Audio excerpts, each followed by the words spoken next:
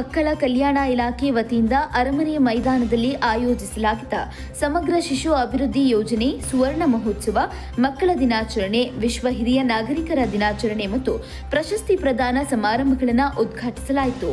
ಕಾರ್ಯಕ್ರಮವನ್ನು ಉದ್ಘಾಟಿಸಿದ ಸರ್ಕಾರದ ಪ್ರತಿನಿಧಿಗಳು ಇಲಾಖೆಯ ಮಹತ್ವಾಕಾಂಕ್ಷಿ ಯೋಜನೆಗಳನ್ನು ಸಾರ್ವಜನಿಕರಿಗೆ ಪರಿಚಯಿಸಿದರು. ಇದೇ ಸಂದರ್ಭದಲ್ಲಿ ಗೃಹಲಕ್ಷ್ಮಿ ಸಹಕಾರ ಆಪ್ ಅನ್ನು ಲೋಕಾರ್ಪಣೆ ಮಾಡಿ ಮಹಿಳಾ ಮತ್ತು ಮಕ್ಕಳ ಕಲ್ಯಾಣ ಕ್ಷೇತ್ರದಲ್ಲಿ ಡಿಜಿಟಲ್ ಸೇವೆಯನ್ನು ಬಲಪಡಿಸಲಾಯಿತು. ಉಪಮುಖ್ಯಮಂತ್ರಿ ಡಿಕೆ ಶಿವಕುಮಾರ್, ಸಚಿವರು ಲಕ್ಷ್ಮೀ ಹೆಬ್ಬಾಳ್ಕರ್, ಎಚ್.ಸಿ. ಮಹದೇವಪ್ಪ, ಕೆ.ಎಚ್. ಮುನಿಯಪ್ಪ, ಈಶ್ವರ ಖಂಡ್ರೆ ಸೇರಿದಂತೆ ಹಲವು ಗಣ್ಯರು ಸಮಾರಂಭದಲ್ಲಿ ಭಾಗವಹಿಸಿದರು.